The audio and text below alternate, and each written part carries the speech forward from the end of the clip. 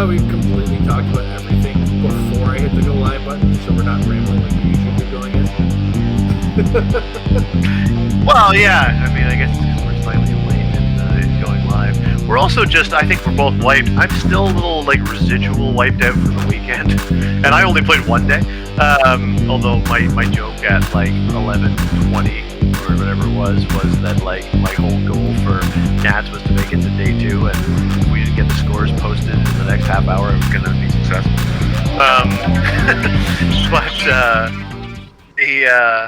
Yeah, it was a wild ride, and I was kind of exhausted from that, and I have a big day at work tomorrow. So yeah, I'm just I'm currently adapting to working while the kids are home for a little bit because school starts in a couple weeks, but I got next week off, so I got that coming for me, which is good. Grand old time. Yeah, the roll up to Labor Day, right? Or is that Labor Day? Isn't this coming? It's the one after. It's the one after, yeah. It's the one just before. Oddly enough, Absolute Carnage comes out because for the first time ever, a set was the reverse of delayed.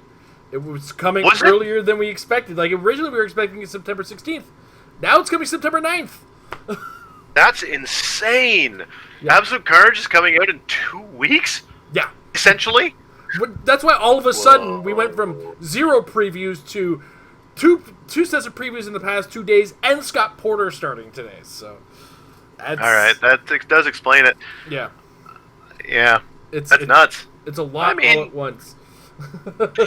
It sure is that, especially when you're on reduced income. Yeah. There's a lot to get into. Like I collected Fantastic Four at breakneck speed, but I still feel like I just finished it. It's like, come on, give me a break here. On the plus side, I do get to play with it. Well, I just bought my Galactus today because I cannot be without one, and that is super exciting. But on the plus side, one thing after another these days. So, yes. Sorry, you're saying it's coming out in November? Yeah. It was originally going to be like September 16th, along with everything else. So there's a brief time for a pocket. The new WWE, Absolute Carnage, and Galactus were all just going to come out, and that was going to happen, and we were just going to have to accept that. Now, Absolute Carnage comes out September 9th. Galactus and WWE are pushed to later in the year. I think the Galactus one they had announced that they're making a second printing of the Galactus to meet demand. I believe it's to meet that. Right. So everybody gets their Galactuses all at once instead of, first printing and then second printing. So, which is good. Nothing gives me greater pleasure than knowing that there's that much demand for Galactus. Absolutely. Well, they did that thing where 25 points, a lot of people are going to be making heralds. But there's all kinds of cool things to be adding to characters as I kind of throw us into that whole preview thing.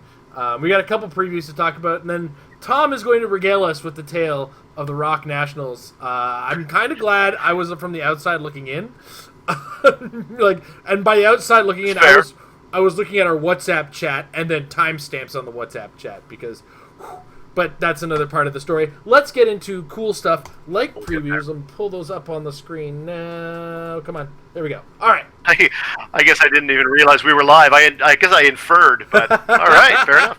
Yeah, I didn't do the whole... I'll sit up in my chair then. Actually, you know what? Before we get everything started, I do have one thing I kind of want to address for everybody. He hasn't been around for a while, and unfortunately, Jay's busy schedule has... made it a requirement for him to not be made available for the show. So, we're going to miss you, Jay. Tom, we have to suck it up and learn the rules of this game now. So, that's not true. Yeah. There is an option whereby we simply misinform people or ramble stupidly. And then the next week, we... there's that too. Like, hey, we screwed up last week. But we always kind of... it'll give us more to talk about. Yeah. When we're not sure, we definitely kind of go in saying, we're not 100% on this one, so don't take our word for it. But yeah, so Jay won't be with us. Mike is just out on, has an early call for work tomorrow, so he just couldn't make it this week. So, Jay, we miss you. We love you. Good luck in life as it gets busier and busier. All right. We'll still see him. Like, at the point at which we see anybody. Yeah. All right, let's get back to the whole preview thing, and we have the Lady Phoenix to start things off. Lady Phoenix was actually part of the prizing for the ROC Nationals. I believe she's going to be part of the prizing for ROC Team Nationals as well. So, fingers crossed we do well enough. Is she only first place? Or is she... I have no idea, I'm afraid. I unfortunately didn't do the research on this. But that also means that there's probably a likelihood of her being a future con exclusive in like battle royales and stuff. So the first run of it's going to be a little tricky to get, just as a heads up. Lady Phoenix has Asgardian, Avengers, Phoenix Force, Cosmic, and past keywords. She's for line of fire. She ignores blocking and breaks through one piece of it. And then she's got 3 traits. The first one, Odin's Close Confidant. Free, if Lady Phoenix is adjacent to a friendly character named Odin, heal both characters 1 click. Her second click, before life dominated the cosmos, opposing characters within 3 squares can't use willpower. And then her third trait, Ancient Incarnation Phoenix, when another friendly character named Phoenix, Dark Phoenix, or Jean Grey hits after resolutions, remove an action token from this character. She has a special attack power, depending on which die you get. It's kind of towards the end there. Powerful enough to melt supernovas. Pulse Wave, when Lady Phoenix uses it to target more than one character, she deals her printed damage instead. So it'll be instead of the 1 that you reduce it to, she deals her, it looks like 4, 4, or 3 to all of them. 175 or 125 points for this 8-range 2-target flying character with the power Cosmic. Tom, what do you think of the Lady Phoenix? Well, I mean, she's certainly got some beastly stats. It's always a hard sell at this point bracket to almost get anything on your team unless they're doing something that is some sort of shenanigan that rebalances the team in your favor. And Lady Phoenix is not a shenanigans-based figure, really. She's got some fantastic values, really good powers, and some very useful traits. So I think that she certainly justifies her point cost, while at the same time not making me excited to play a lot of her. That being said, there are a few things about her that make her certainly worth keeping in mind. I mean, the fact that opposing characters within 3 can't use willpower, this is why we need a judge here, but I seem to recall that willpower is checked when you start the action, not when you resolve it. Do you happen to know that off the top of your head? I can't remember. No. Yeah, I can't remember. My understanding was that was when it was checked, and if that's the case, then that would mean that if somebody charges at her, they would still be able to use their willpower. It's that, or it's the other way around. Which I think is that it's the other way around because, based on the wording of willpower, when this character is dealt pushing damage, you may choose to reduce that damage taken to 0. So, okay. Like, you take the push when you take the second action token, which is immediately after actions resolve. So right. Yeah. So by that logic, then I guess the idea being that you want to get away from her, but she wants you at range anyway. So I wonder about how those two things interact. She's not really a close combat oriented figure. I mean, 3 is close enough that her pulse wave is at least hitting you, but by the same token, she does want to be at a little bit of range. There is this about it though. If there happens to be at any point in her future a viable, relatively low-cost Odin, free action healing 2 of your characters just for standing next to each other, it's an awesome effect. So I don't see an immediate practical functionality for that, since the only Odin I can even think of is the one from Secret Wars Battle World, who is just too many points to be really viable in combination. But we have seen low point Odins in the past. The movie Odin, there was a notably cheap one, I think 25 points for one of the movie Odins. And that's all you need to give her a new lease on life and maybe extend her out. We also don't see Destroys blocking that often as a range effect, and that is a really potent range effect. So I feel like I'm rambling. The point that I'm driving towards is she does a lot for her points. She's got a lot of power, she's got a lot of good stuff, but because she doesn't do anything particular that's rebalancing the game in your favor, I think she's more of a niche play if you can build a very specific type of team. Can you imagine the way we'd be talking about this figure if those pulse wave clicks were front loaded? Right, exactly. Different conversation altogether. Absolutely. I think that's one of those things that makes us go, like, she's all right, don't get me wrong. But it's that, like, when we talk about the competitive game, all right isn't really gonna, win ROC Nationals. It's just gonna be a prize. Yeah, exactly. I mean, certainly her with exospecs and some way of getting her onto Click 2 quickly could be reasonable at 125 points, as long as you can get some way of getting it out. Because you could always sidestep, then choose running shot, and get in there for some pulse wave action. But still kind of tricky to pull off, I think. Yeah, I think your best bet would be in some way pusher, followed up with multiple attacks with the Hellfire Club Jean Grey, and then that would clear a couple action tokens off of her, and then maybe you'd be able to pull off the sidestep and pulse wave a bunch of things for 4 damage, assuming you've survived this, but you've also made multiple attacks with Jean Grey. So yeah. It's one of those interesting sort of characters that you want to make work, but it's not going to be evidently ready to go right off the top. All right, next up, we're going to get into the Spider-Man preview season, which has begun, and we're going to start with... Now, this character is going to come with a caveat. Scott Porter's videos have started. We don't usually pull from his previews, but when we talk about Jack-O-Lantern, it's important that we include one of the previews that Scott Porter had. So, we have the Jack-O-Lantern, Sinister Syndicate, Skeleton Crew, and Thunderbolt's keywords. Pumpkin Bombs trait, Jack-O-Lantern may start the game with the Pumpkin Bombs equipped at no cost. Note, he may start the game. This is not at the beginning of the game, so if he gets pulled in via his, yes, he is a secret identity, which we'll talk about in a second, then yeah, you're going to be able to bring the Pumpkin Bombs with him. Hallucinogenic Pumpkin Bombs is the second trait. Smoke Cloud is free, but only to generate 3 markers. When an opposing character occupying one of Jack-O-Lantern's smoke markers makes an attack, characters that they would target can use Shape Change, which pretty cool. Aside from that, it's on dial colors as you see them, 6 range, 60 points with the Sinister Syndicate team ability. Do we want to talk about Daniel Burkhart before we get into the whole thing, or do you want to talk about this then include it with the Burkhart package?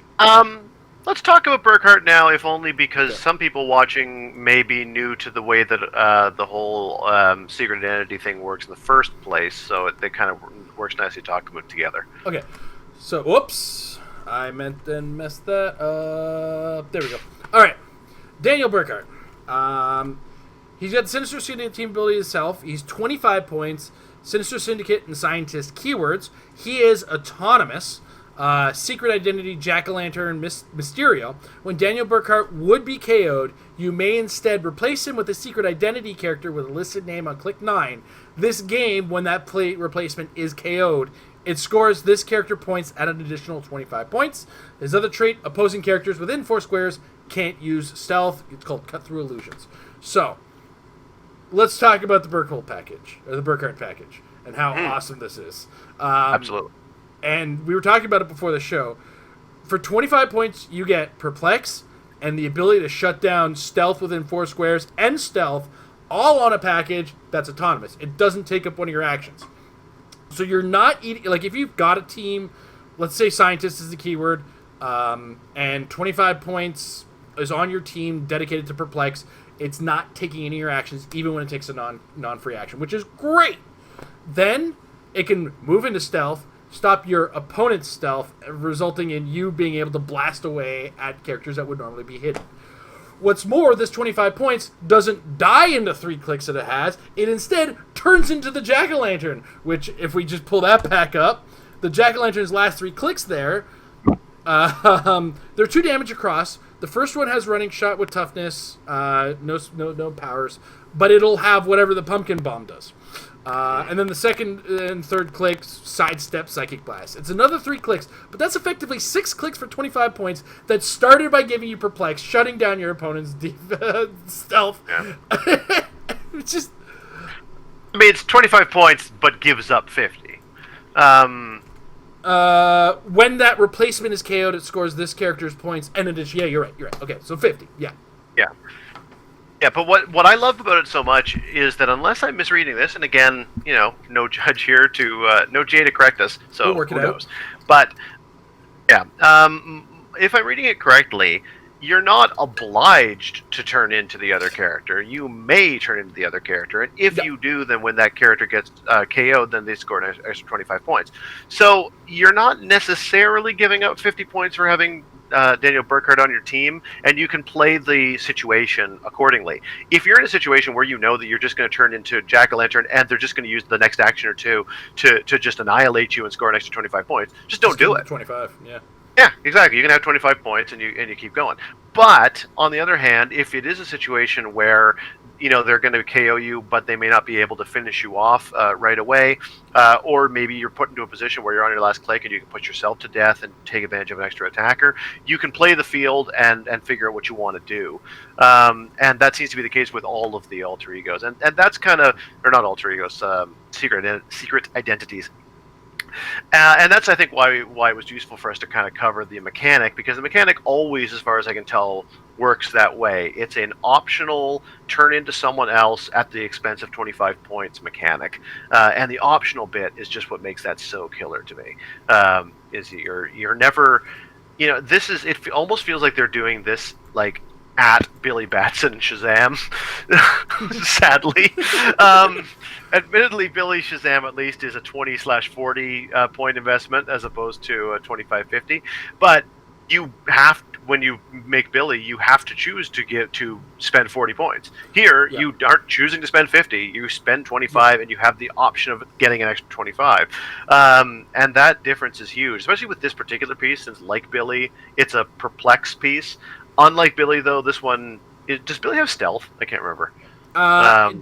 Maybe he had the reporter trait. I don't remember offhand if he had stealth. It's a possibility. I used the character, and you think I'd know. You think I used it quite a bit. You think I'd know too. I'm actually just going to look it up right now. Race it. You think we'd have HC realms open for this kind of thing, right? No stealth. So as I kind of thought, and as I expected, there's no stealth. So here you get perplexed, much like you do with Billy. But unlike with Billy, you get stealth. Unlike with Billy, you get perplexed for multiple clicks. And unlike for Billy, you don't pay any extra to have what is functionally a stop click that turns you into an attacking beast. And he's autonomous. So again, like for 25 points, that is totally worth the investment. Of course, different keywords, different character, different situation, yada yada yada. Mm-hmm. But there's a lot of things about this that are great, even before you talk about turning off stealth, which is just wicked. The pumpkin bombs do, so we're not really aware of what that's going to add to the game. But what do you think of Jack-o'-lantern, the actual dial, for 60 points? Jack-o'-lantern for 60 points. This is a maybe include on sealed because I'm desperate and I'm worried about what my team is starting to look like. And I'm sure I'm going to assume the pumpkin bombs give some degree of energy explosion. It feels about right. So it's likely a running shot energy explosion, which, depending on the set, I feel like we're going to have a little bit of squish to this set because it's a Spider-Man set. And they tend to come with a lot of guys who do lack in those defense powers. So I'm going to say yes, in addition to the fact that, as well, giving your character shape change with a well-placed free smoke cloud is also fairly okay. Again, I look at this character in sealed. I don't foresee myself, outside of the secret identity, using him for constructed. Yeah, I would agree. I can't really see you using him in constructed in a sealed setting or in any setting where you're playing casual. One thing I like is the ability to be a taxi for a stealth shield and produce the smoke that stealth shield is shielding with. Yeah. Like it's basically with himself. Like, a natural combination from within the set is Jack-o'-lantern and Daniel Burkhardt, because you basically carry Daniel Burkhardt up and then put down smoke so that he's your smoke shield. He's able to perplex up your defenses, and then subsequently he can turn off stealth on others so that you can go on to the attack. So kind of a natural combination, but even without that particular combination, I like just the fact that you get the 3 free squares of hindering, in addition to being able to taxi somebody to protect you. That's kind of neat. All right, so we move next to the Superior Spider-Man. He's got Avengers, Sinister Syndicate, Spider-Man Family, and Scientist. Ignores elevated and hindering for movement. His signature equipment, the Superior Spider-Man, may start the game with the Waldo arms. We'll talk about that next. After we actually... it's going to be a part of the characters. Anyway. Yeah, for sure. Special movement power. My approach is more effective, which gives him Charge, Flurry, Plasticity. Okay. He's indomitable, 4 range, starts with some perplex, has a Spider-Man family team ability, which is of course wild card. I love that they're putting this on the cards now, though. I think this is a nice touch in the game. Tom, what do you think about Superior Spider-Man? Oh wait, should we include? Yeah, we might as well talk about the object. Yeah. Let's talk about the Waldo arms. Equip any. They're 10 points. Unequip drop. Effect Giant Reach 2. At the beginning of the turn, you may roll a d6. This character has the listed effect until your next turn. On a 1 or 2, modify attack or attack and defense +1. Shucks. On a 3 or 4, incapacitate as free, or on a 5 or 6, free, make a close attack. So let's include that with the Superior Spider-Man. And now, what do you think, Tom? Yeah, pretty great. Like, if you just looked at this guy and saw, let's pretend that we're perplexing his damage for the sake of example. Yeah. So if you just took a look at him and said, here's 85 points, your first click is a 9 movement, charge, flurry, plasticity, with a 12 attack, precision strike, 19 defense, super senses, and a 4 damage, I think you'd agree that's pretty awesome. And that's what you're getting if you roll a 1 or 2. Once you start adding additional attacks to the fact that he's already attacking twice, whether that be a free incapacitate attack or just a free attack of any sort, it really starts to escalate quickly. I must admit that I like the reliability of the actual ROC arms a little better than I like the Waldo arms. They're so similar with the Giant Reach 2 in there and the fact that they're granting an extra attack. It's very similar. But of course, the ROC arms do flurry, and this one, the extra attack applies no matter what your range may be.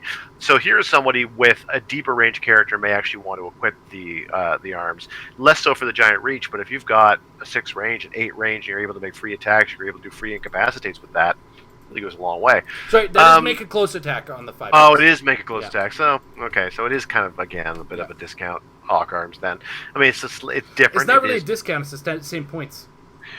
I guess what I mean is quality discount. Sure, it's Mom, do we have the ROC arms? We have or can we get the ROC arms? We have ROC arms at home, and this is the one that's at home. Yeah, it's the Burger King when you wanted McDonald's, kind of. But hey, it still gets you there.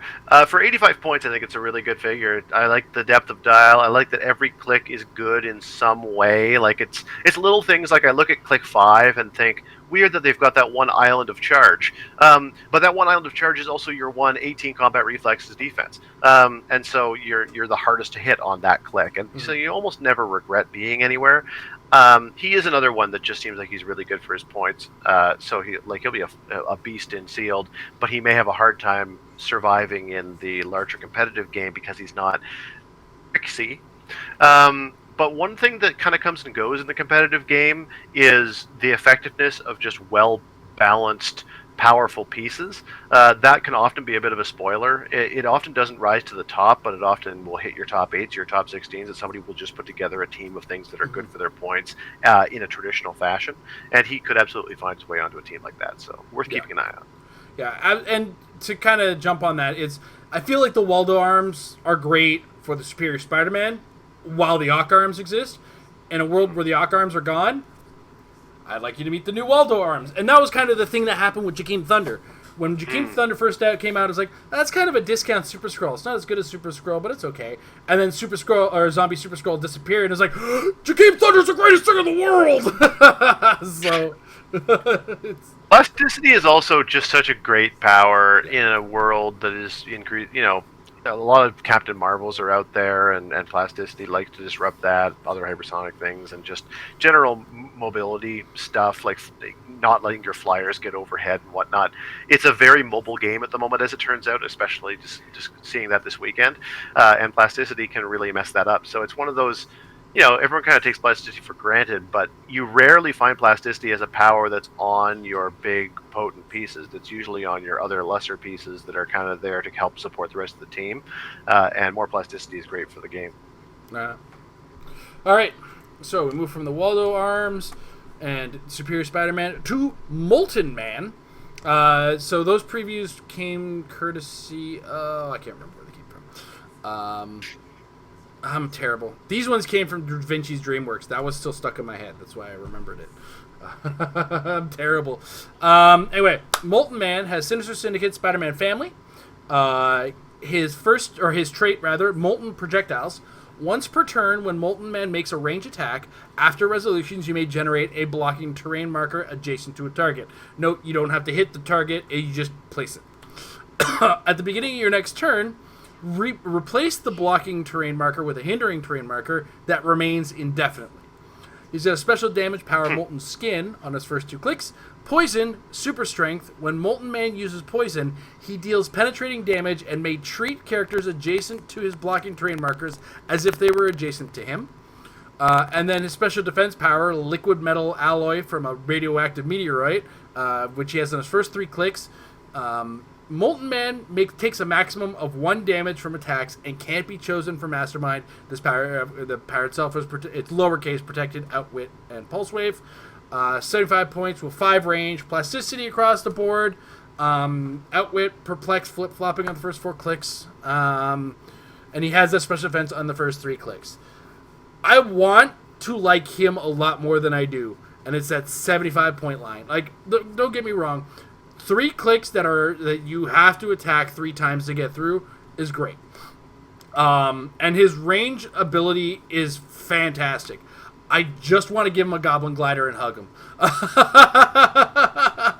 So that he can get the running shot or some way to move and attack. Because with the ability to move and attack, and possibly some willpower, he could be really great. And have a good night, sweetie. But where he is, he kind of sits in that, it's an uncommon with some really cool stuff that I wish I could feasibly bring out for competitive play. It looks like it takes a lot of work to make this guy do what you want, but everything that he does is so cool. You know what I mean? Like, throws walls and poison you. Ha ha! And then, he's plastic, and I want him to do it twice in a row so that he can get 2 continuous blocking terrain markers that slowly turn to hindering terrain markers. But, okay, Tom, what do you think? Yeah, I don't have much to add. I'm with you. Like, it's a piece that has a number of different Outwit and Pulse Wave protected clicks that force you to meter his way through his dial. Feels like he should be a contender. But I mean, your point is well made, and in fact, you'd even kind of you said it perfectly. You're like, I just want to give him a Goblin Glider and maybe some willpower, because you're like, even the Goblin Glider in and of itself isn't enough, and the willpower would arguably not be enough either. Like, it's not that hard to just peg him a couple times, so to speak, and as soon as he's down to click 3, then he's on a 9 attack, 2 damage. I mean, a 10 attack, 3 damage is already unimpressive enough for his point value. And the fact that it drops that quickly means you just have to hit him a couple times, and he's really a bit of a non-factor. So yeah, he's not that easy to take out, and I think that he's about 75 points worth of survivability, but that's all he is, and he needs to be more. So again, he'll function well and sealed, but I just can't see how you'd use him very effectively in the real game. I mean, keeping in mind, if you're getting that excited about needing to only take being able to only take 1 damage each time he gets hit, remember that 75 points is also what Lockjaw costs. And how much better is that with more or less the same type of effect, only way superior? Absolutely. All right, next up, Venom Captain Marvel. Venom Captain Marvel has the Avengers Codex, Guardians of the Galaxy, Kree, Cosmic, and Monster keywords. Ignores blocking and breaks it for movement. 3 traits. The first one is a symbiote trait. Plasticity, shape change. I'd expect no less. Call in help from the Venomverse. When Venom Captain Marvel hits an opposing character, if no character has been placed this turn, after resolutions you may roll a d6. On a 3d6, place another friendly character whose name includes Venom adjacent. That's pretty cool. And then the next one, Higher, Further, Hungrier. Traded Steel Energy. That's fun. On her everything past her first 2 clicks has his special attack power, the Tongue Sash. Quake. Venom Captain Marvel deals penetrating damage. That's two separate things. So it's not just the Quake that deals penetrating damage. She just deals penetrating damage in general. 110.6 range, indomitable, and flies. Tom, what do you think of the Venom Captain Marvel? She's okay. I gotta remember when I look at this piece that there's a plasticity and a shape change on it as well, because her stock goes up, as do all the symbiote stocks go up when you keep that in mind. 110 points, you are getting 7 clicks of life, and upfront invincible with that shape change. At least it's forcing your opponent to really think through what they're bothering to outwit if they're able to get into outwit, and she's got enough swing that she could potentially be making the first hit. The fact that she gets Quake in the back of her dial, which Quake knocking people back is a placement effect, so she then can't call in help from the Venomverse. So that's kind of too bad, but what am I really complaining about when it's penetrating Quake? And just don't knock back. Anything. Yeah, you could choose. It's true. You can choose not to knock back. Yeah, I think that she's got a lot going for her, and Prob is like the best power. Look at she's got Prob, and it goes to Perplex. That's amazing. Hypersonic that goes to Charge, it goes to Sidestep is the right thing too. She's got everything going for her. I just feel like if she was 90 points, I'd be over the moon. If she was 100 points, I would be excited. And at 110, it's appropriate. But that's all I can say. Yeah, because when we have that kind of in the same point vein. For 15 points less, we get one with 2 stop clicks. So, but less healing. Yeah, absolutely. If you're comparing them 1-to-1 in that way, and like free damage, but less survivability, but also more survivability, and it creates a pog. Yeah, boy, it's a hard game right now. Yeah, it's good. There are better things, I think, was kind of what we're getting at. And it could be worth getting a good idea of what the Venomverse really starts to look like in this set. We have, I think, 1 or 2 characters named with Venom in their name that we might be able to use this with. But ultimately, I think we're going to need to see a little bit more before we kind of call it quits on this one. But I think it's a really cool character. A lot of potential. Bomb in Sealed. Ooh, bomb diggity in Sealed. And I feel it feels good to be like stores are starting to pick it up again, and we're gonna be able to play Sealed. So I'm looking forward to talking about that and engaging in that. But in the last one, not courtesy of New Zealand, all black, the Necrosword is the last. Who does this come with? Because I want to see who this badass is. Well, it's from the new storyline with like. Krull or Null or whatever that guy's name is. I assume that's what it comes with, is that they're going to make some like Null or someone will correct us on what he's actually called. Yeah. He's like the symbiote god. Fair enough. His sword is badass.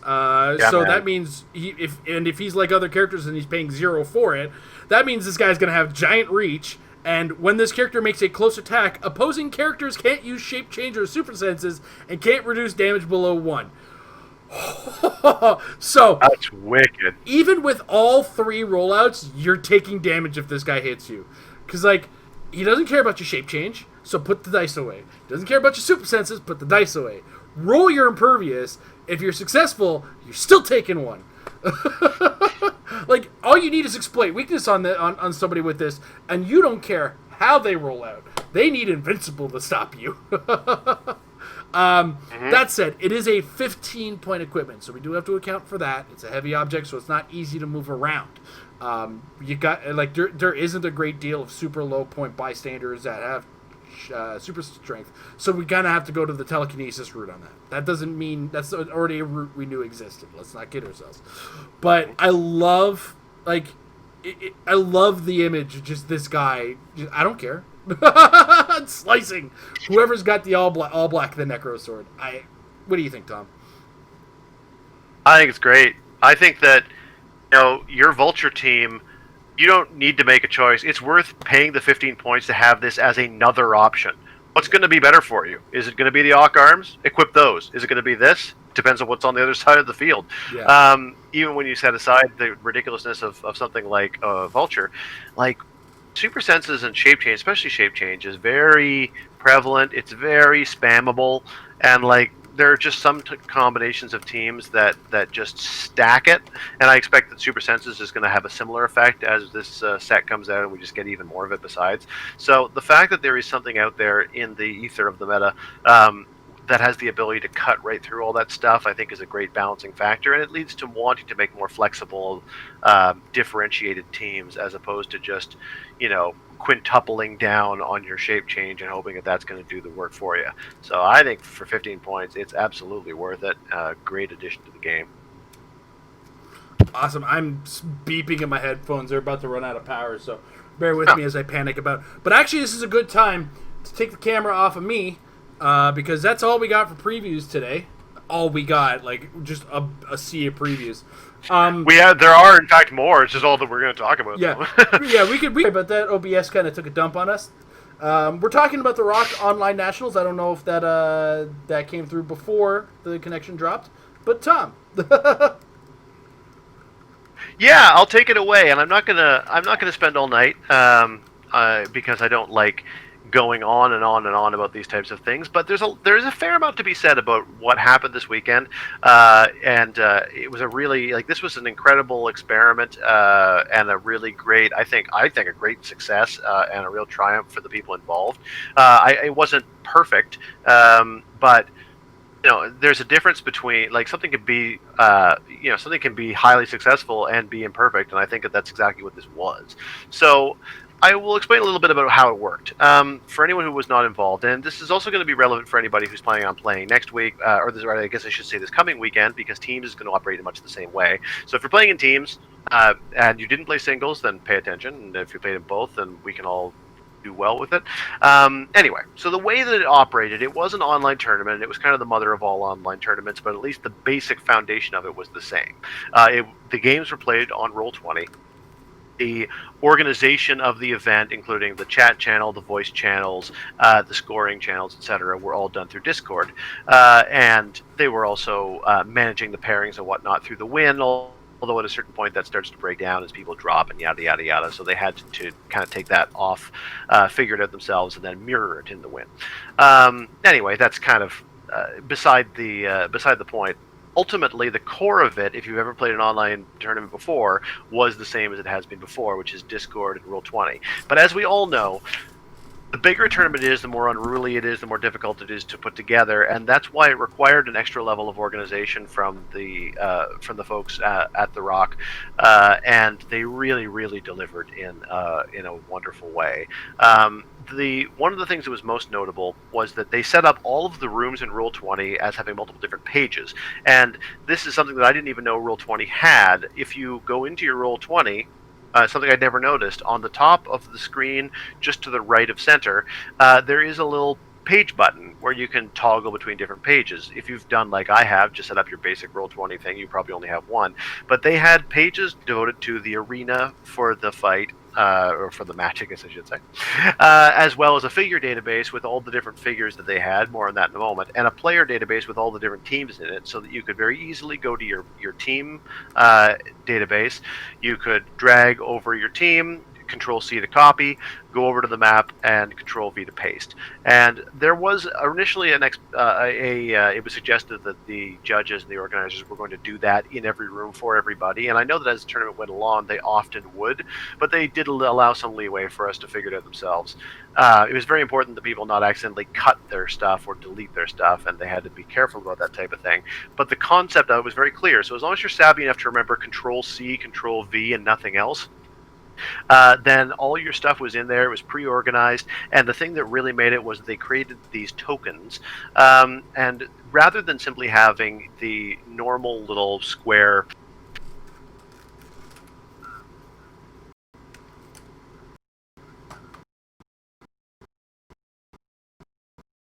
particular setup, they set up these tokens that were basically multi-sided objects where every side represented one click of a character's dial. So this is something that if you've ever used Roll20 before, you may be already familiar with. People often will use dice tokens to represent their theme probs, and all it is a number, and it's multi-sided. So if you right-click on it, you choose side, you can change from a 6 to a 5 to a 4 to a 3 to a 2 to 1, whatever it is, and that's how you can track tokens and things. They basically used that same technology, but the sides represented the clicks of a dial, and it was however many clicks was appropriate to the character in question. They made them for not the entire database of figures, but like it had to be like 95%. There were a handful of figures they didn't make, which they were based on. They kind of ran out of time, and so they just didn't bother with the ones that the fewest people were playing. But still, I mean, what am I going to? They did like 95% of the work, and it's crazy because each click represents, or each side of these little tokens represented a click of the dial, and it's amazing what a difference it made to be able to see the powers and the numbers there, even if they were small enough that you couldn't see them clearly. They still got a sense of it.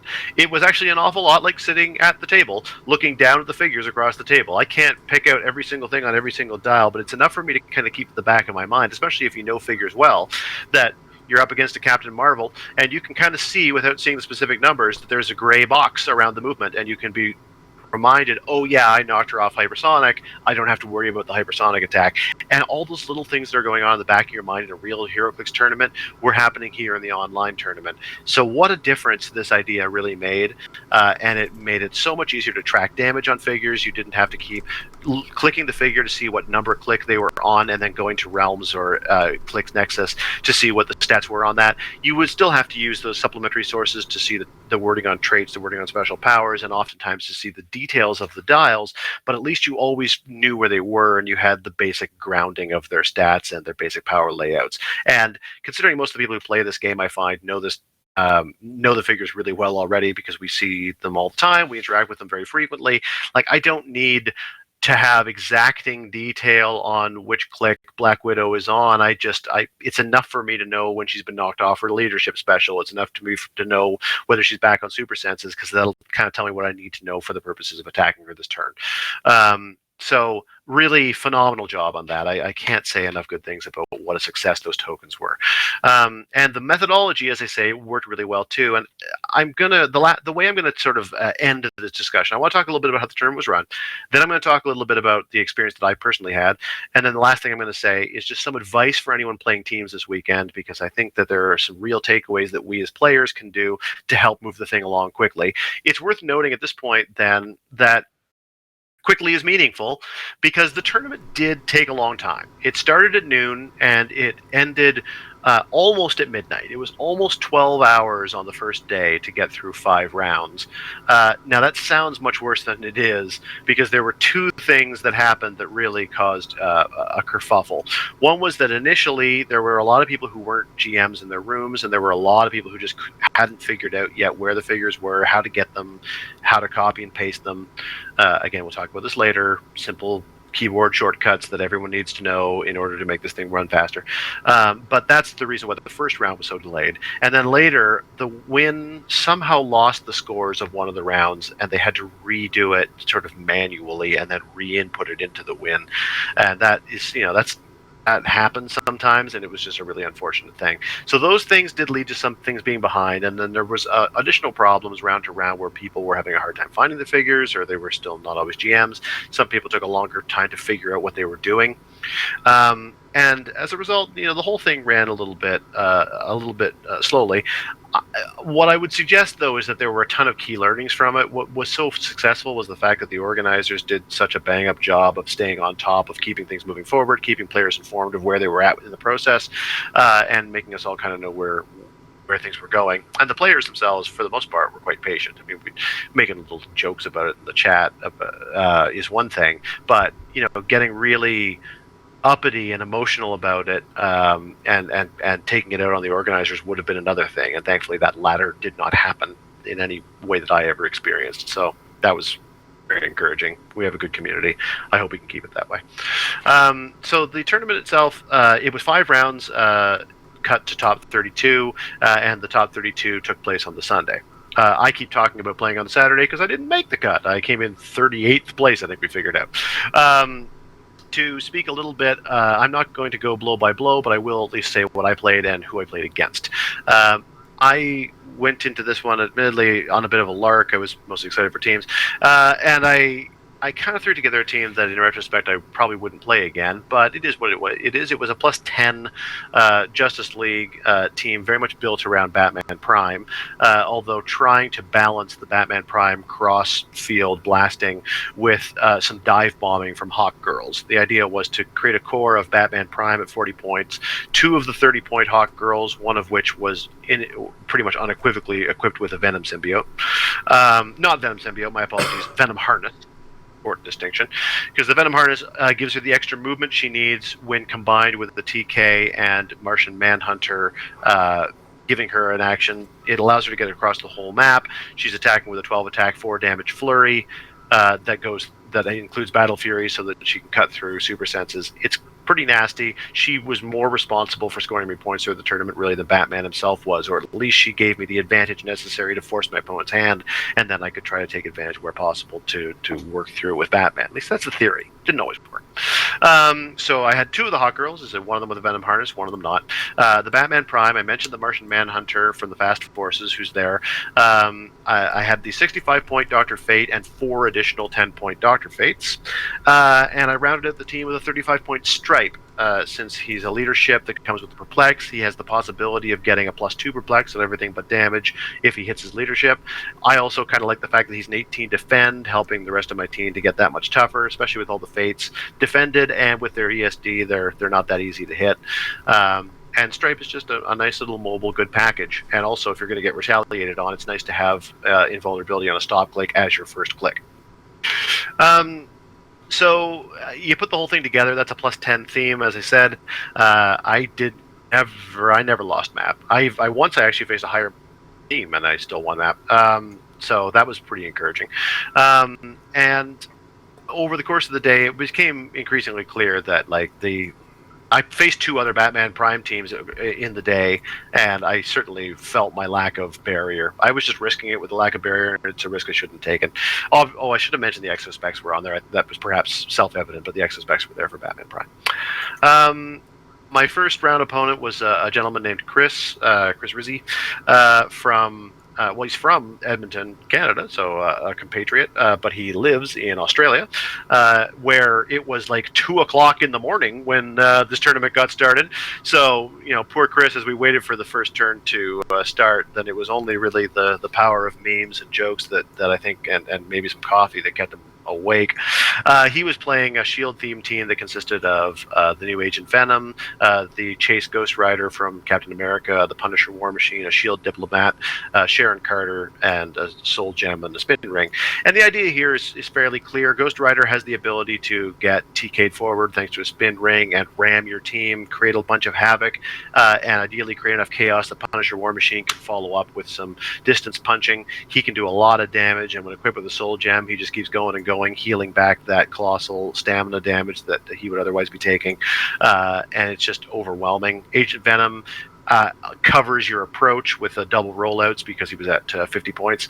And of course, Shield Diplomat and Sharon Carter are always helpful for stat boosts. The problem in this case, of course, being that there was no source of barrier. So against a Batman Prime team, he did what the right thing to do is, which is remove as many targets as possible, stack his people in front of each other, and make me regret hitting him. Ghost Rider was on one side with Mystics for feedback, and on the other side we had the Shield Diplomat as kind of the most cannon foddery one.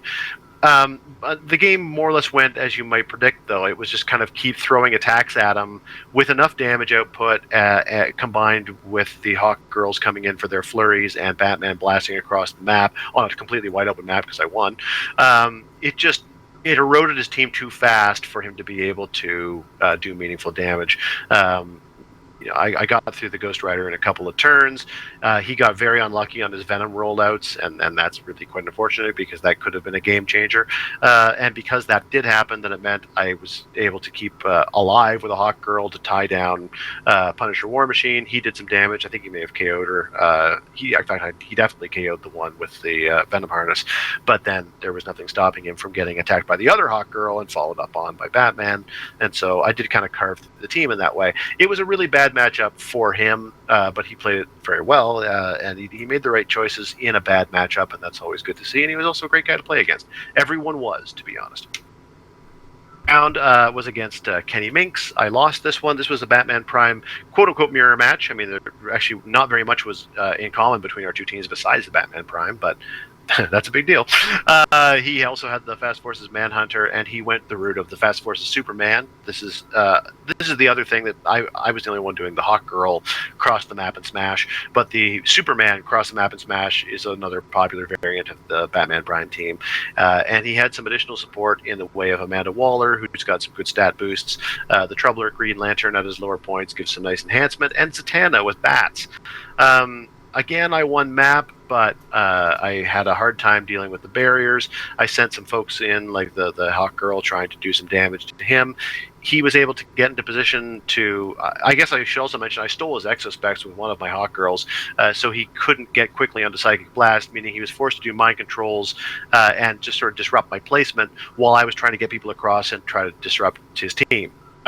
Long story short, his disruption was better than my disruption, and he won 147 to 55. So, I mean, I was definitely outplayed by a team that arguably had a better chance against me anyway. But going first and stealing the Exospecs was my hope, but it wasn't enough of a hope to get by him, and I happily cede the victory.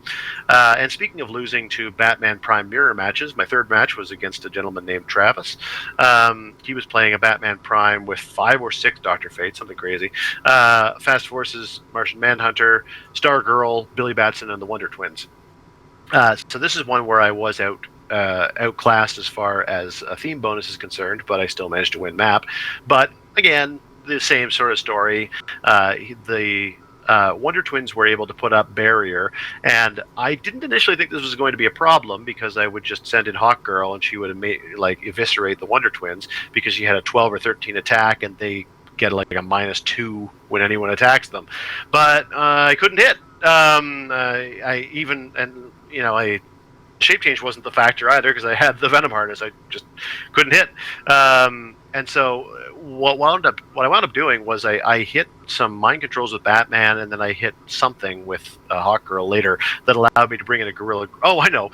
I hit with Batman, and then I came in and I missed with Hawk Girl.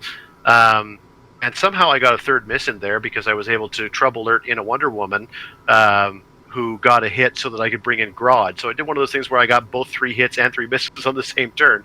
But unfortunately, my hits were not that meaningful, and my misses were because he ultimately took out both the Trouble Alert and the Troublemaker and the Hawk Girl and got an advantage I couldn't really fight back from. A lot of Clix's blood was shed in that match, and it ended 175 to 125 in his favor. But again, outplayed by an opponent is not something I'm ever worried about being, and it was a great learning experience for if I was ever to do a social team like this again. So many grids of blood were shed, you mean? Yes, many grids of blood.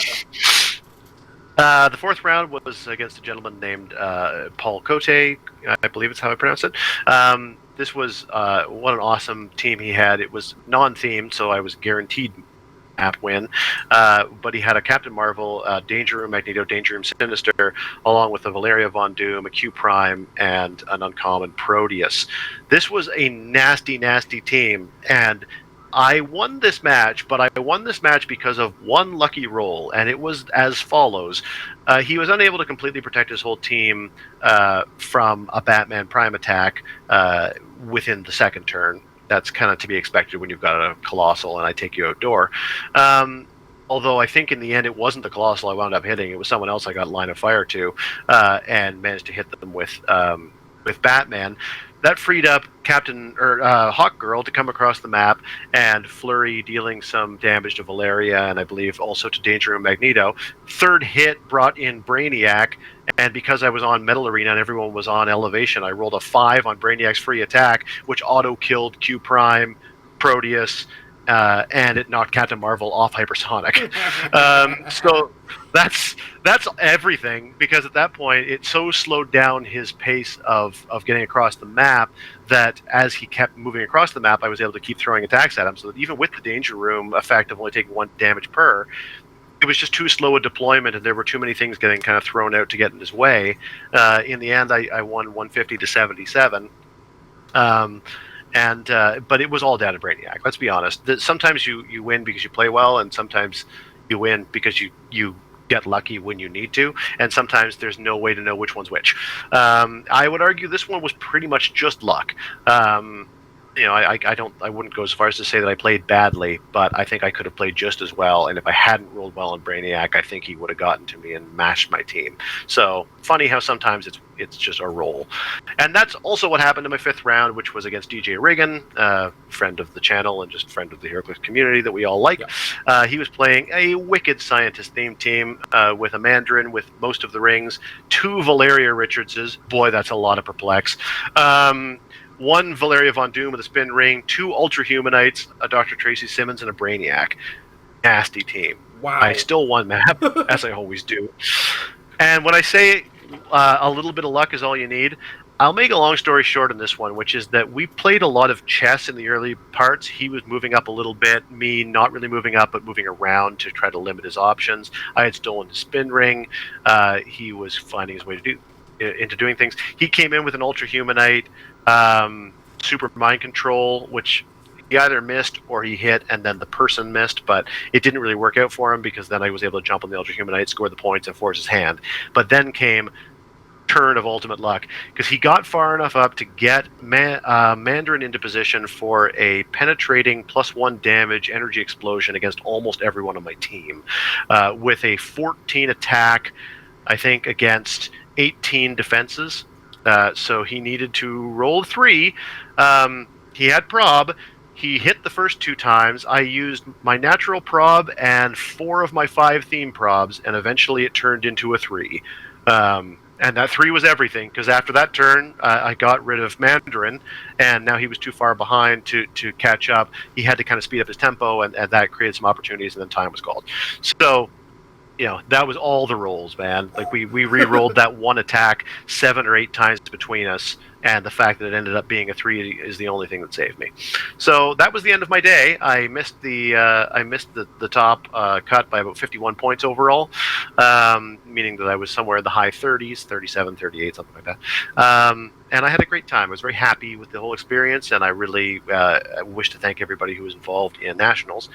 And just before we go on to featuring who won, because that is something we want to talk about, I did want to spend 2 minutes just with a few pieces of advice for anybody who's playing in teams, particularly if you didn't play in singles, because chances are you wouldn't, yes, Jason, for example, because you wouldn't have had a chance to learn this firsthand. So, number 1, the most important thing you can do if you're playing in teams this coming weekend is make sure you're on the ROC Discord channel and check the announcements thread, and just to be safe, check a few of the other threads where you see activity.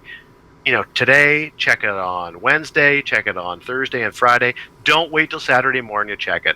They'll be posting the Roll20 link that everyone needs to click in order to become a GM. And that if you don't do it and they sort of bulk make you GMs, then they still have to do it 1 by 1 on the morning of, and that can take forever. So don't force them to do that. Watch that thread, and when they say, hey, everybody who's playing, click this link, just click that link. Any other announcements they make, heed them. Be aware of how things work. I've already talked about how the tokens work with respect to right-clicking and doing the multi-dial choose side to go through your clicks. So take that to heart. If you want to, just go into a Roll20 room, roll a dice, grab one of the dice and drag and drop it onto the page, and then right-click and test choosing side. If you've never done it before, it's super easy, and that's exactly how you click characters. And once you know it, you'll never forget it because it's as easy as falling off a log. So check the Discord in the days ahead, not just the morning of the tournament. That is the single most important thing I can tell you, because the announcements will help you to come in informed, and that will help the judges make the thing run along better. Another thing that should be self-evident, but if you've never used Roll20 before, maybe take advantage of a couple of days to figure out how dice rolling works and how to move things around the board and whatnot. There are lots of people within this community that would help you. And on that same ROC Discord that I just mentioned, there are lots of little rooms where if you go in and just say, hey, anyone want to take 15 minutes to show me how Roll20 works, I can promise you that someone will. This is a great community. There are so many people who will take the time to help you. So get to know Roll20. You don't have to be a mastermind, but it's helpful to know it. The third piece of advice I would have for you, the rooms don't change round to round. So if they've set up 60 rooms as they did, that's 60 Roll20 URLs. They'll be in the thread somewhere, but to save you time scrolling and searching, if you're on a PC, and I assume that there's a Mac equivalent of this, but certainly I'm a PC guy, just open up Notepad, which will save things without formatting, and just copy all the pairings from the Discord thing and paste it in there, because then all the links are right there. They're in your Notepad doc, and when you find out that you're in room 30, you just open up Notepad, copy the URL, paste it into your address bar, and you're in room 30. You don't have to search, you don't have to find it, you don't have to be confused. Easy as can be. And then the last thing I would say is it's two parts, I guess. They are using the win to help track things. So by keeping the win open and refreshing, as they post new tournaments, you will often see what the pairings are, so you'll get a sense of where you're probably going to go. But this comes with a big caveat. You can go ahead and go there if you want to, but they may not be the final pairings. Wait till the final pairings are actually confirmed in the Discord threads before you start asking questions or saying, hey, wait, I'm paired against somebody I played already. They may not be done. Don't waste everyone's time by saying things until they've actually said, here are the pairings, they are final, go here. Then, if you're playing somebody you played before, then go ahead and say as much. But you can use the win to kind of get a sense of where you might expect to go, so you can kind of be queued up if you think, okay, it looks like I'm probably going to be in room 25. So, keep that in mind, have the room 25 URL ready to go, and once they say, it's now official, then you can quickly get there. It'll just save a tiny bit of time, but every little bit of time counts. And the last thing I will say is just be patient and be respectful. For the most part, everyone was. So it's not, I feel like I'm preaching to the choir to some extent. But go in with the expectation that there's going to be some hiccups. Things are going to take time. That happens in big tournaments, whether you're in person, whether you're online, no matter what you're doing. Big tournaments are a mess to try to organize, and they are heroes, are the people who work to make it happen. So be respectful of the people who are running it, because they have the patience of Job to deal with all of us suckers trying to figure it out, and have fun. You have the opportunity to have fun, and I think Nationals was a huge success so far. I look so forward to part 2. Mm-hmm. I'm talking. It's all good. I'm just going to add a couple things that some people might not be aware of when it comes to the use of Roll20. Roll20 is a really good, useful tool, but you'll still have to have other windows open, like HC Realms and whatnot, to kind of track cards and special powers and whatnot. If you're running, a lot of people are running off of just a laptop. If you have a TV and something that's plugged in through an HDMI port, and you have an HDMI port on your laptop, for the love of God, use it and get a second monitor out of your life. You will not regret it. It will help you organize so much, and you'll have so much screen space, even if you're using like a big screen TV. Obviously, some people won't have this option, but if you have this option, take this option. The extra screen can go a long way.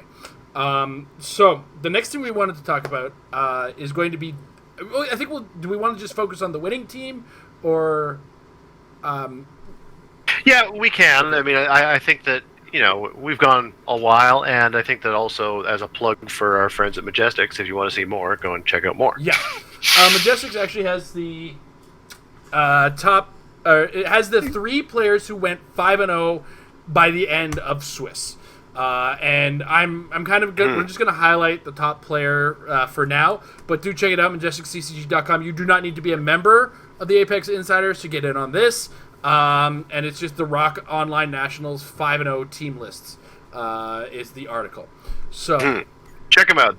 They're all really interesting, and they're all really awesome, and the 3 players are some of the best in Heroclix. So totally worth checking them all out. Mm-hmm. We're just going to highlight the person who wound up winning the whole thing. Yeah, and that is the human computer and arguing machine, Mr. Adam Friedman. It doesn't even have to be a disagreeable topic. He'll argue with you about it. So Adam Friedman playing a team kind of focused on the Jason Wingard Vulture focus that there is. So, of course, the first 2 figures on his team, Jason Wingard and Vulture. He's also got a Mr. Oz, Dark Phoenix, Valeria Von Doom, Magneto, a Shield Diplomat, the 10-point Proteus, the one that makes the barrier marker whenever you take a move action near him, the Octopus Arms, a Spin Ring, a Wakanda location bonus. His sideline consisted of Isaac, the Captain Marvel Super Rare, Batman figure number 6 from the DP18 Batman. Yeah, I can't remember which pog he generates, but okay, so it generates a bystander. Reed Richards, Fixer Universes, that's the Molecule Man bystander. Dr. Claire Finn, and then he's got a couple Troublers and Troublemakers in Black Vulcan, Firestorm, Gorilla Grodd, and Brainiac. So, Tom, do you want to get kind of get this started while I double check what the pog is that Batman makes? Sure. The thing I kind of most wanted to mention was the fact that this was the winning team, but by no means was this the only instance of this team. Our friend Emily, and friend of the show Emily, was playing a team that was also based around a Jason plus Vulture and additional things, and there was a fair amount of it out there. It was a very popular combination. I mean, I know that Scott Crampton has been talking it up, and he was playing a version of it as well. And was talking it up on Critical Clicks, and it identifies. Okay, sorry. This is the con exclusive Batman that makes the Jim Gordon pug. The Jim Gordon, yeah. So this team is incredibly good. Jason, of course, like the Vulture and Jason both have something in common, which is the ability to nearly cross the entire map with two different types of effects. One is being able to basically beat the crap out of your entire team with a series of high point flurries from the Vulture, and the other one is to make your team beat the crap out of themselves with a series of high point mind controls by Jason. Even before you start pumping out pogs, that's two different ways that you can cross the whole map on turn 2 and do a ton of damage. The crux here is that you've got a Proteus there to help on your turn 1 if you lose map, because it is a non-themed team, to have a lot of different options for cranking out some barriers, and well-placed figures and barriers have the ability to keep you safe against your opposing Vulture and your opposing Jason. And you know, we don't even need to say it, but maybe for those who don't know, Adam Friedman is one of the great luminaries of Heroclix. He's one of the smartest players that you'll ever know. I mean, Jason calls him a human computer for a reason. And he's also like what I like a lesser, perhaps a less often stated thing is the fact that he's such a generous player. Like he really likes the purity of a great game and is willing to do that with you. So he's not trying to catch on technicalities. He just wants to play a great game, and he's a great opponent for that. But because he's so like on it and so sharp, a lot like Isaac in that way, then it can sometimes be a bit intimidating. And all the same, it's coming from just a place of being incredibly good at the game and loving to really see how the nuts and bolts come together to make something magnificent. I guess what I wanted to get at was, all of that having been said, there was a lot of this version of the team out there, and the difference between somebody like Adam and any old other HeroClix player, not that Nationals is drawing any old HeroClix player, but you know what I mean, is the skill of the pilot being such an integral part of being able to really make something sing, because this is not an easy team to play, and I would encourage people to check out the streaming games that were going on. This is a YouTube channel under Mr. Clixo. That's CLIXSO.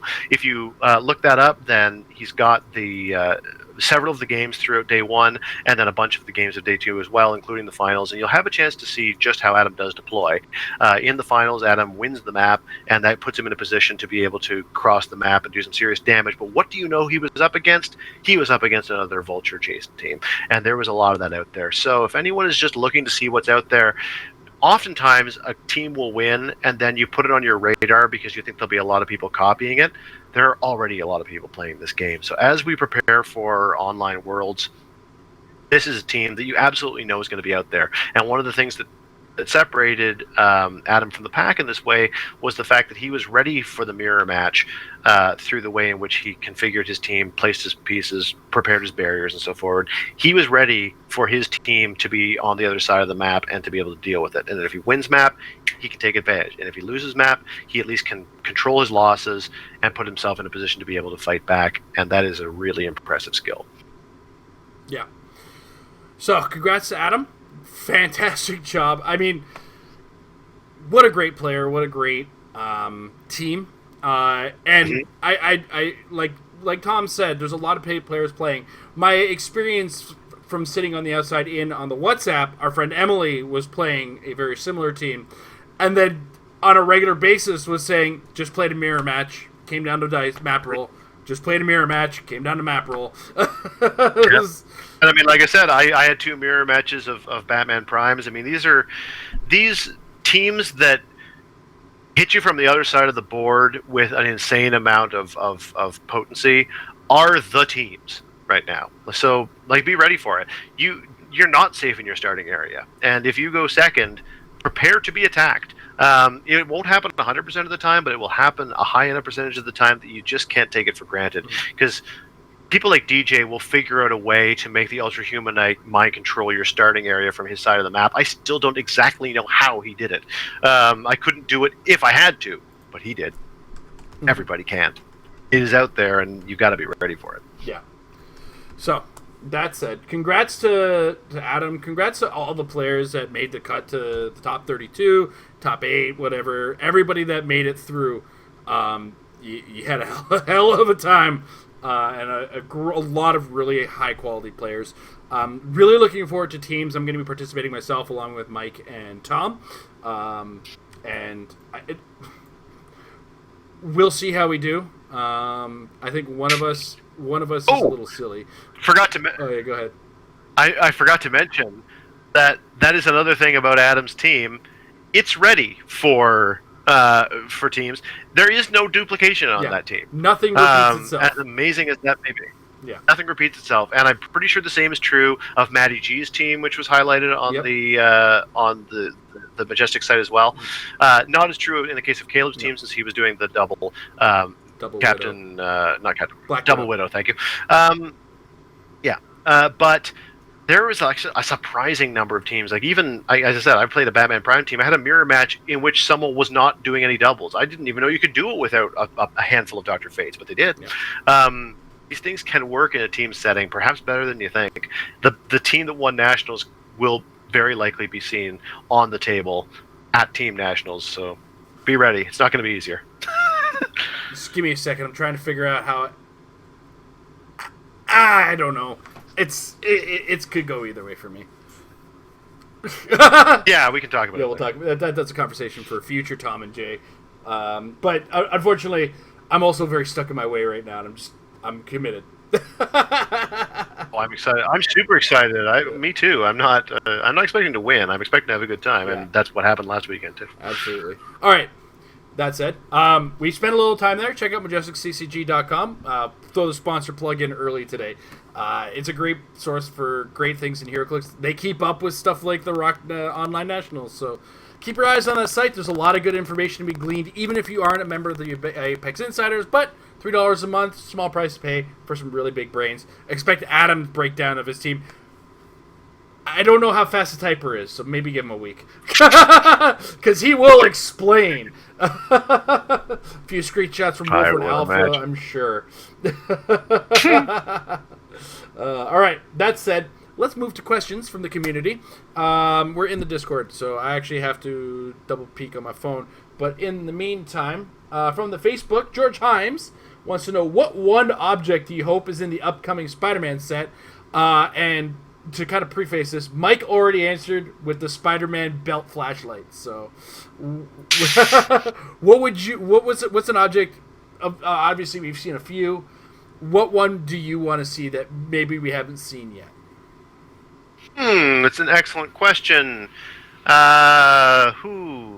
I don't know, because we've seen so many. Like, the last time we saw a bunch of objects, they were objects associated to characters like the Goblin Glider and the Beetle Pod and stuff. And as a result, that flashlight's a good one. And, like, some kind of spider tracer would be great. We have seen that before, haven't we? The spider tracer came with... we had the mini spiders from Alistair Smythe. I don't think we had the spider tracer yet. Yeah, I don't think we had the spider tracer. That's certainly what I would like. I kind of like the idea that he drops them and then tracks them. So something that is more inclined to that. Because the Alistair Smythe ones were more disrupting your opponent, whereas this would be more about trying to break their stealth or reduce their shape change or something like that. Some kind of spider tracer effect would be cool. That would be neat. It's hard for me to come up with some... Spider-Man is not like my big radar character, but I guess the bag, courtesy of the Bombastic Bagman. and give like a shape change yeah. light, you know, like we'll say like a 4.6 or higher shape change. I think that would be kind of lunch neat. bag. That's awesome. Yeah, it's just a lunch bag. That's a great idea. The bag. All right. You could also give you the Fantastic Four keyword. Yeah. Which would be or team ability. If you could equip it during Force construction, then you could make it work with the Fantastic Four swapping effect. Yeah. So that would be kind of fun. That would be neat. Or, aside from the keyword, maybe just a team ability. Mm-hmm. Yeah. True. All right. Weston Steiner's question here. Setting spoilers aside, obviously a little difficult. Which one are you more looking forward to? Spider-Man equipables, X-Men team-ups, choosing your Galactus Herald, or putting your opponent into a sharpshooter? Because Bret Hart's coming in the WWE, so the excellence of execution, as he were. Go ahead. Do you reckon these are more questions about which set or which release we're most excited for, or those specific things? I feel like those specific things in the context of those sets is his question, but subsequently it does answer the question: which set are you looking forward to more? I mean, and I'm going to answer straight up. It's Galactus for me. It's Galactus for you, and it's Bret the Hitman Hart for me. And I'm hoping that he has like the excellence of execution as his special damage power, which gives him perplex and outwit. Yeah, I'm excited for them all. Team up cards really went over like a lead balloon for me personally, just because I don't like the collecting element of them, and I don't think that they were good. And like, I'm glad that they weren't so good as to be super meta. But they still are something I don't want to collect. I'm glad I don't feel like I have to, but I still don't like them.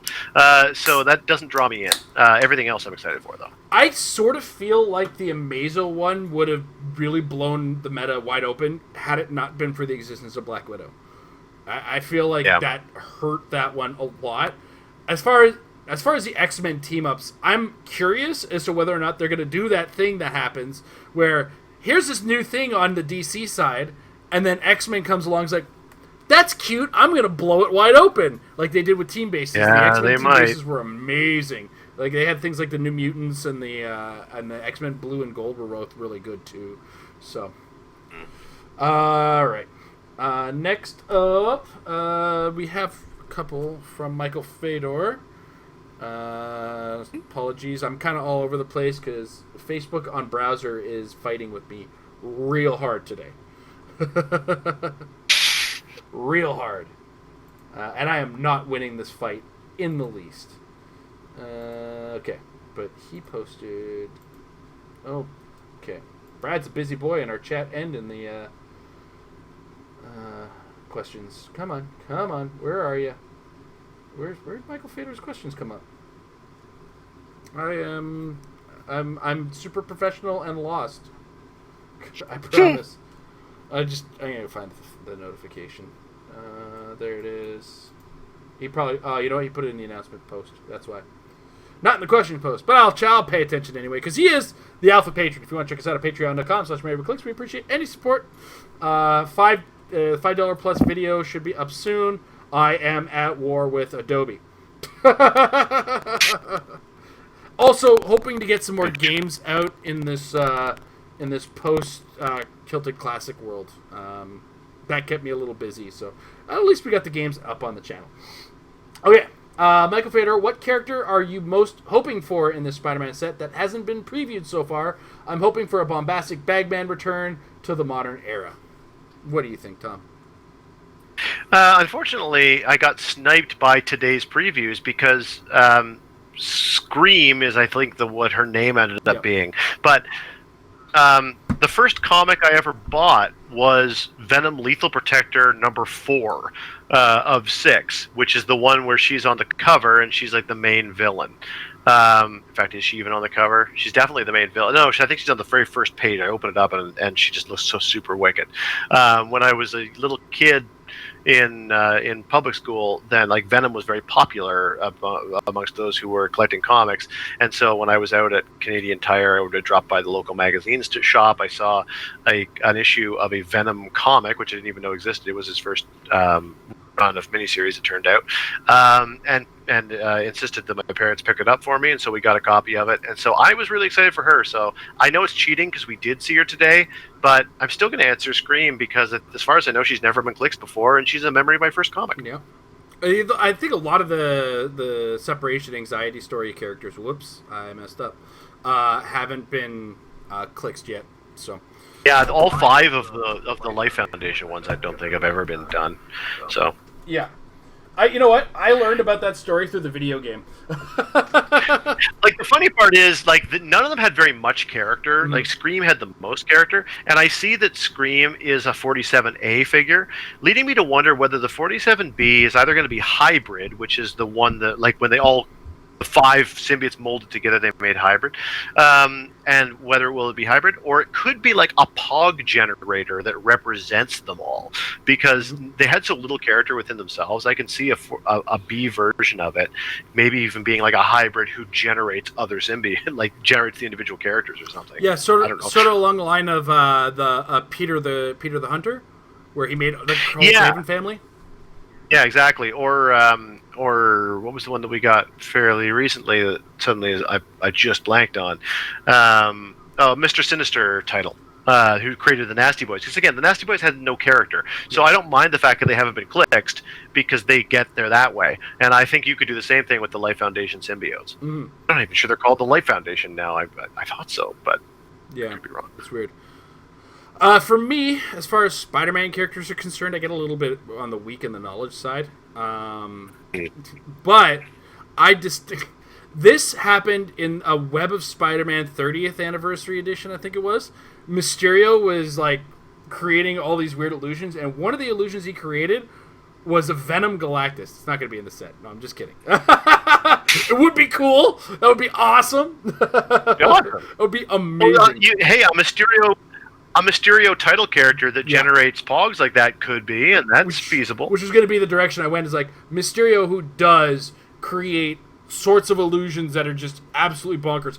And you know what? A 2x2 bystander would be amazing. So, like, and he creates like either a dinosaur or the Venom Galactus illusion. I don't care. It doesn't have to have Galactus' stats because Spider-Man kicked it and it died. Like, it was... But... Right. I have that issue. It's foil covered. Yes. It's cool. I had it and it got water damaged in a move, so... I kind of looked at it like, oh, it was in the 90s, whatever. Alright. Next up, Michael Fedor. Will I ever get to play these new sets in Modern Season? My local players have all scattered around, and the regular Thursday night games have been canceled due to the store's short operation hours. I mean, I don't know if that's really a question, but it's tough these current times. It's all dependent on the area you live in and how they're dealing with the crisis at hand. Luckily, locally, my area has been... Like, my actual neighborhood has been 0 reported cases since the onset, which has been amazing. I mean, a lot of this is a very suburb area. A lot of people are able to work from home. Those who aren't have been working safe. Appreciate all the work that everybody's been putting in, and we've been able to start playing games. We're actually this week able to up our attendance limit on in the venue, which is fantastic news. It's unfortunate because every area is different. I've seen some states are running their states/provincials events.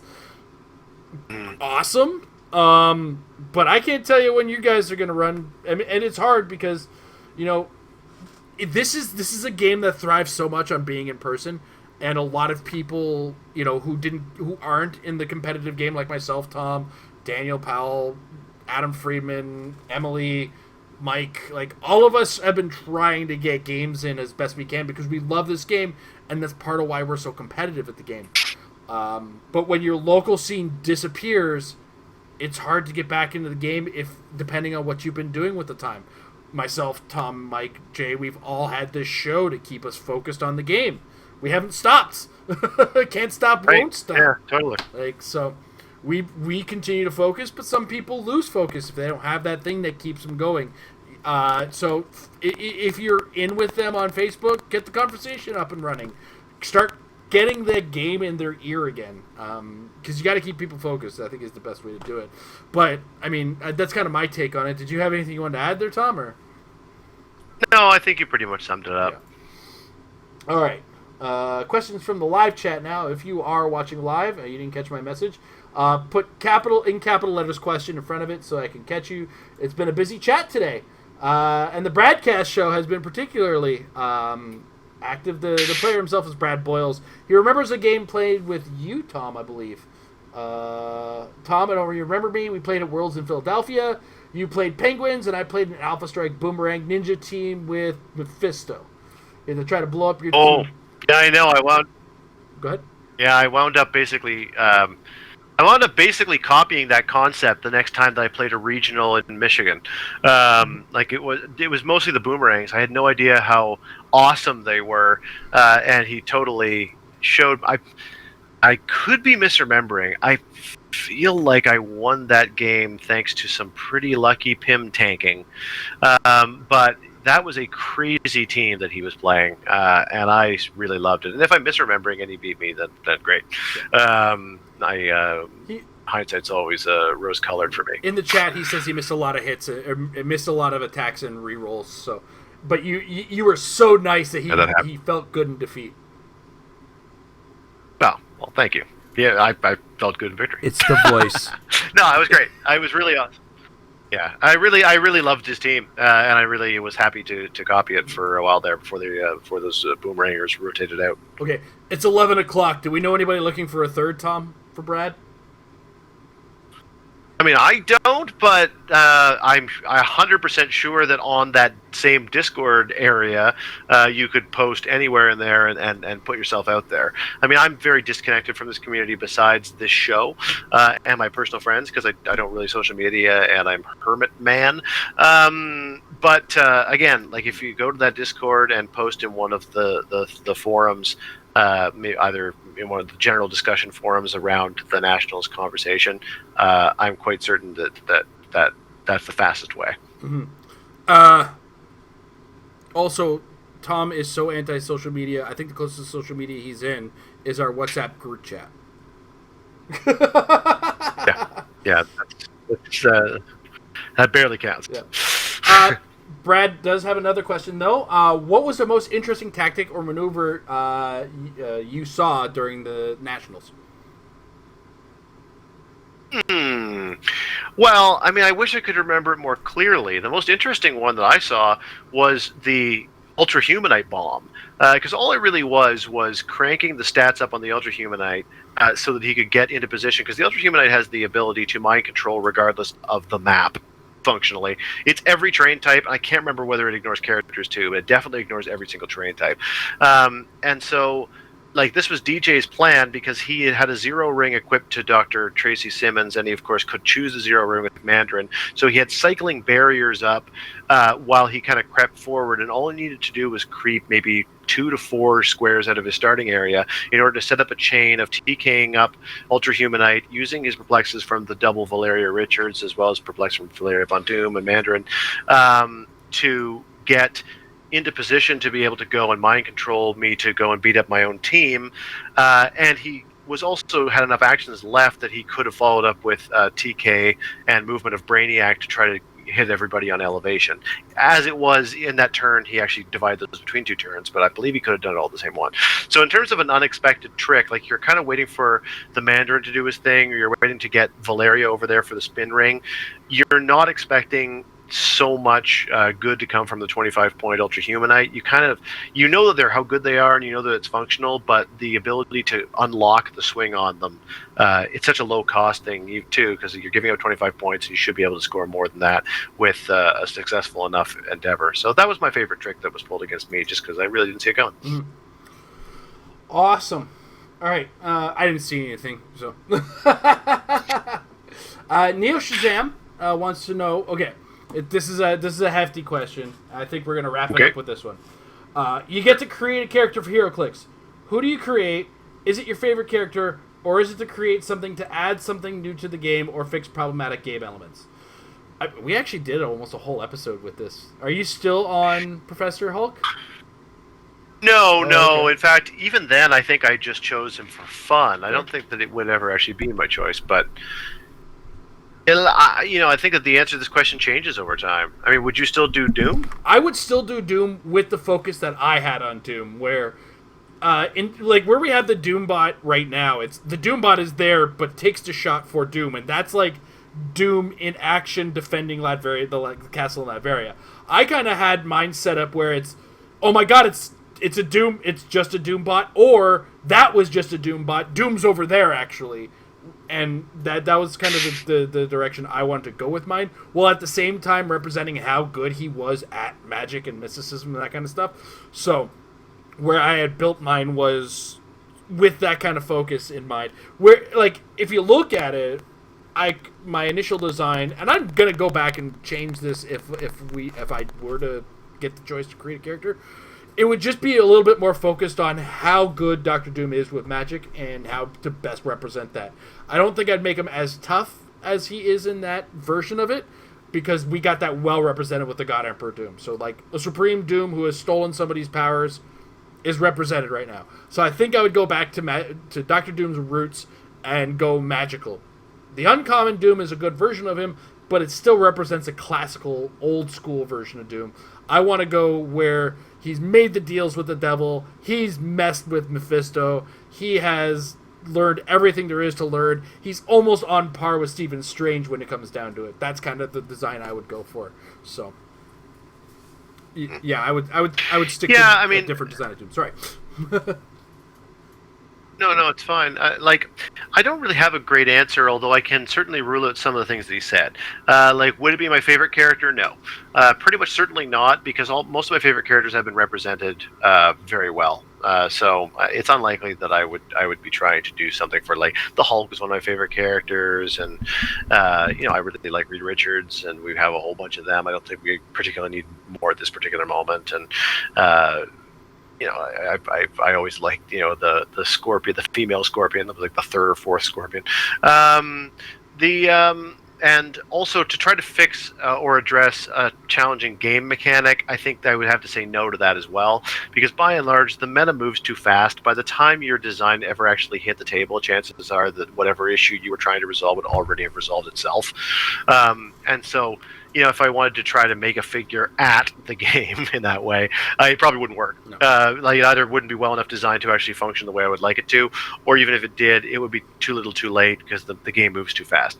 So it would not be neither of those things. It would, if I had the opportunity to make a Heroclix figure, I think that the impulse for me would be to want to contribute something interesting to the fabric of the game, which to me means a combination of a rarely seen figure. Probably it doesn't need to be something we've never seen, but something that ideally we've rarely seen, with some kind of effect that feels unique or distinct. I mean, certainly ones that have come to mind. It's funny, for the longest time I thought that what I really wanted to do was an Earth X version of Mr. Fantastic, and the only things I ever wanted to do with it was have some way of generating Doombots and have some way of calling his son as Galactus, and it's exactly what they made.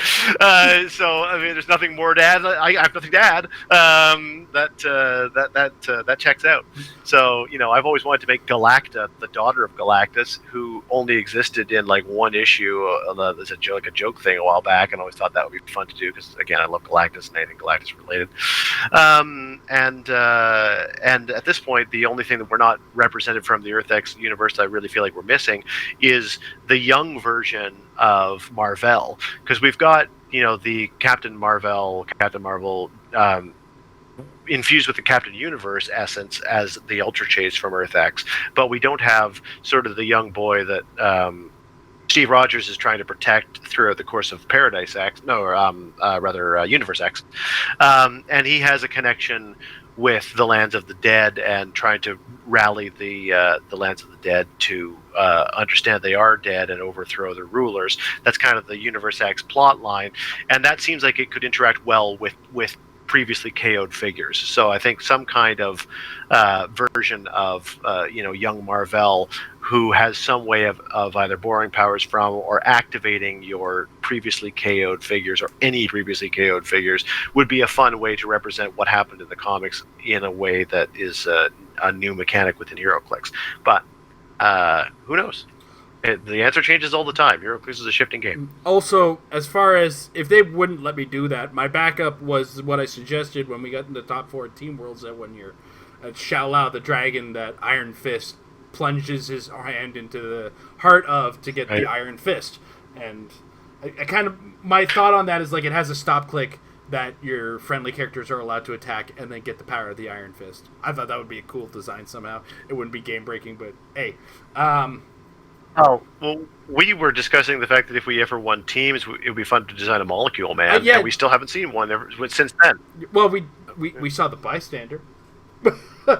I'm not counting. That's fair. I mean, yes, I think honestly, I think Shao Lao would be my backup now. I kind of suggested that because I was panicking because we were in the top 4 and it's like, we got to think about this. What do you guys think? I don't know. Right. Because you, me, and Mike are on the Molecule Man thing. And I think we all decided we're all going to create a power on him. Right. But I think Shao Lao is you're not allowed to make Doom. We made enough Dooms. And then no matter how much kicking and screaming I do, I'm going to try to get that Doom or Shao Lao. Yeah. All right. That about wraps it up. And I'm not going to do the sponsor reel because we already did that in the middle of the show. So we're going to talk about Patreon at patreon.com/Heroclix. Join us there. You get access to the Patreon Discord where some of our questions tend to come in. You get access to that, early access to any of our recorded content. This is live content, so anything we record and edit, you get early access to. $5 and up, you get access to special episodes. $10 up, you get action tokens. I don't know where they are, guys. The mail is killing me right now. They haven't come to us, so we can't send them out to you yet. We're working on it. I'm going to send out a message on Patreon to actually kind of stop using video time for that. But as well, we do have the Give Us Your Team, We'll Try It Out level, which we actually owe Michael Fedor a team tryout. So we're going to, I think you and me will do that sometime this week. It's not going to be recorded content necessarily, but it'll probably be a special video for him or something. I haven't figured out how we plan on doing that yet because we've lost a body. So we are down a man. We're going to work it out from there. Anyway, check us out, patreon.com/Heroclix. If you want to support us, any support goes a long way. We appreciate it all from all you guys. But this is the week for Team Nationals. ROC Nationals is in the rearview mirror. Take a look at some of those teams. Some of those teams have a lot of single elements on them, and prepare yourself for what you will see. That winning team is very viable as a team for this event. So get on Roll20, get some practice, because practice will make your teams better. Have a good night, everybody.